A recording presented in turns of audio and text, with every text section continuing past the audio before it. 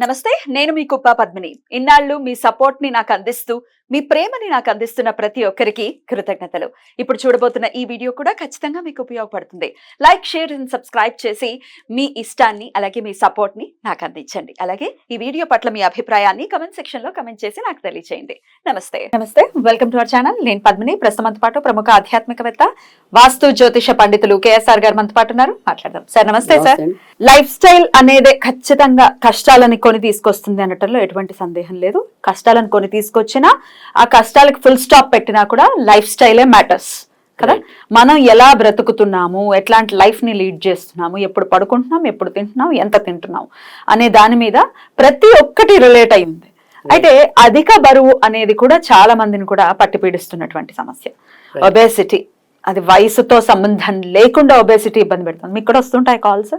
తప్పకుండా వస్తూనే ఉంటే అలా పైగా ఏమంటాం, కొంతమంది చిన్న చిన్న పిల్లలు చూస్తే వాళ్ళకి ఇంకా గట్టిగా పెళ్లి కూడా అవదు, అంతంత లావు ఉంటారు. వాళ్ళే కలుపుకోలేక పెళ్లిళ్ళు ఎలా అవుతాయి, కష్టం కదా. తల్లిదండ్రులు బాధేస్తూ ఉంటుంది కూడా. బాధే. సో ఏమంటే వాళ్ళు కొద్దిగా బరువు తగ్గితే చాలా చక్కగా కూడా ఉన్నట్టుంటారు. కానీ దానివల్ల ఏంటంటే వాళ్ళ శరీర ఆకృతి అన్నదే మొత్తం మారిపోయే ఇబ్బంది అనేది కూడా ఎక్కువగా కనిపిస్తుంది. ఎగ్జాక్ట్లీ. రకరకాల కారణాలండి. థైరాయిడ్ వల్ల ఒళ్ళు రావటం కానీ, పీసీఓడి వల్ల ఒళ్ళు రావటం కానీ, డెలివరీ అయిన తర్వాత ఒళ్ళు రావటం కానీ, ఆపరేషన్లు అయ్యాక ఒళ్ళు రావటం, ఎగ్జాక్ట్లీ రకరకాల కొంతమంది మందులు ఎక్కువ అయ్యి కూడా పొట్ట వచ్చేయటం, స్కిన్ డిజీజ్ ఏదైనా ఉంది, మందులు వాడారంటే ఒళ్ళు వచ్చేస్తుంది. మందులు వాడితే, స్టెరాయిడ్స్ వాడితే ఒళ్ళు వచ్చేస్తుంది.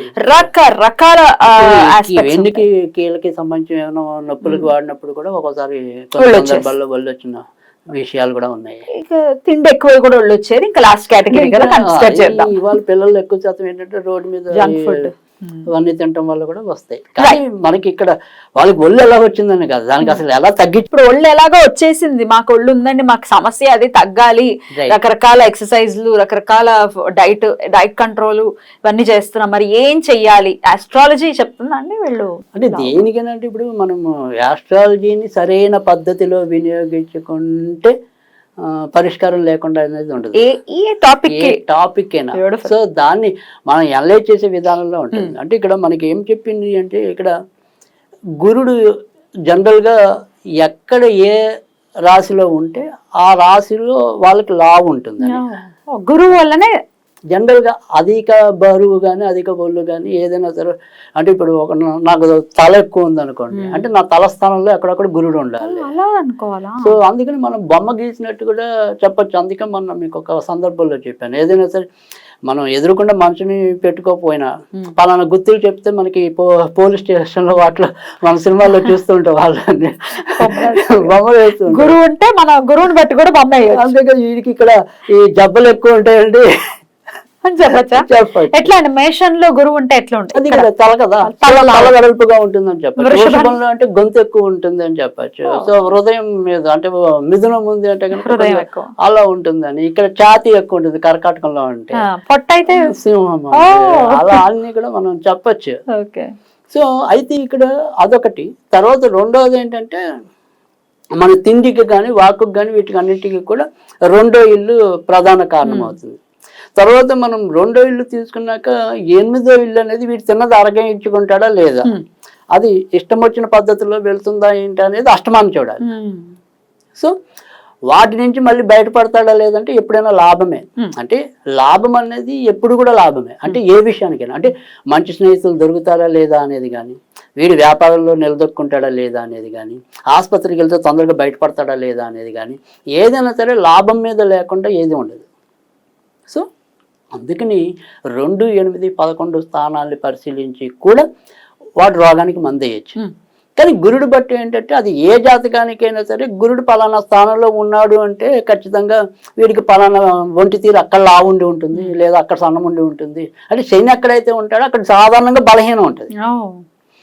సో కొంతమందికి ఒళ్ళంతా బ్రహ్మాండంగా ఉంటుంది, పాదాలు ఉంటాయి, అంటే వాళ్ళకి ఆ స్థానాల్లో ఎక్కువ శని ఉండొచ్చు. సో అందుకని ఈ గురుడు లావుకి, శని బలహీనానికి.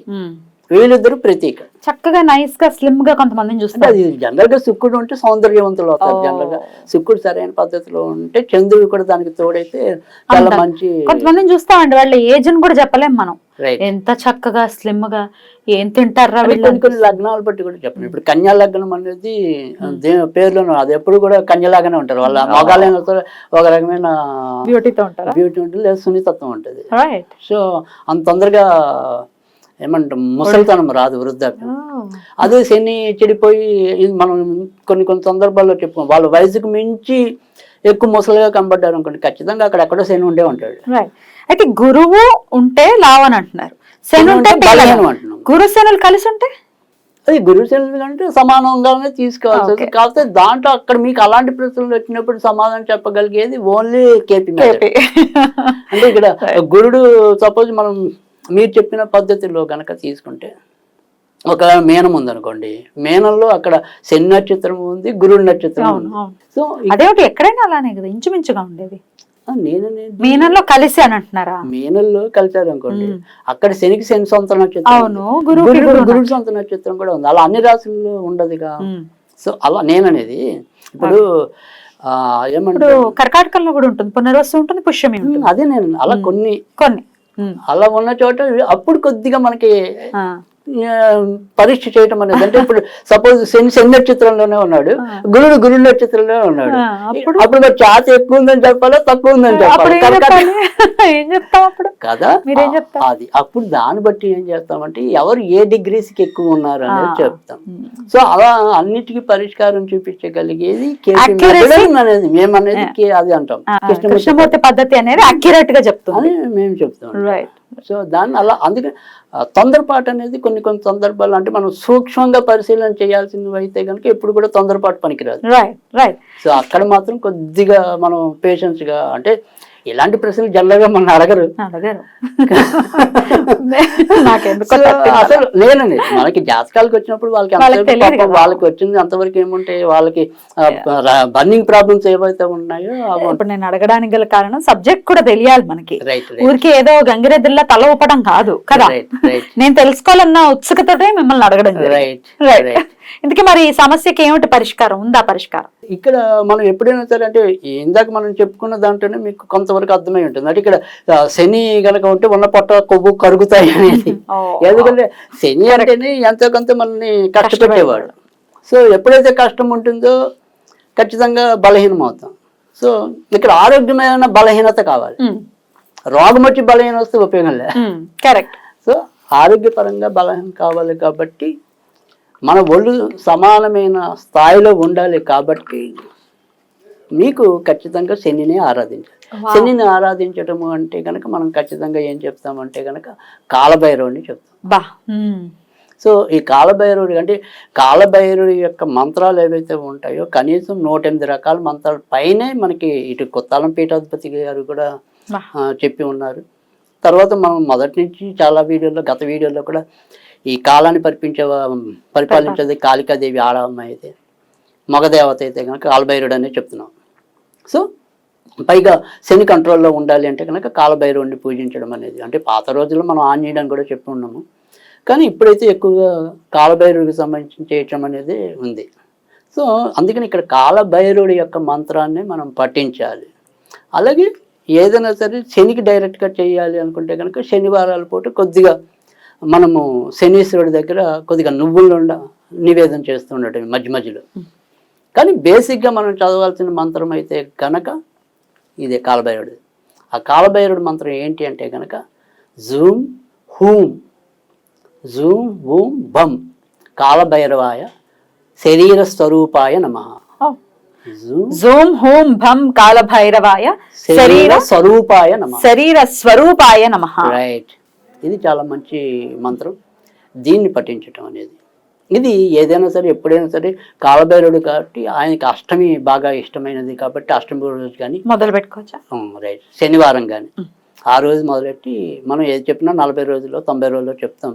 ఈ లెక్కలో మీరు చేసుకుంటూ వెళ్ళటమే. ఎన్నిసార్లు చేయమంటారు? రోజుకి కనీసం 51 సార్లు, కుదిరితే 108 సార్లు. రైట్. అద్భుతం. ఇది ఒకవేళ మనకి ఎప్పటిలాగానే కావాలి అనుకుంటే స్విచ్ వర్డ్. రైట్. గరిమ. గరిమ.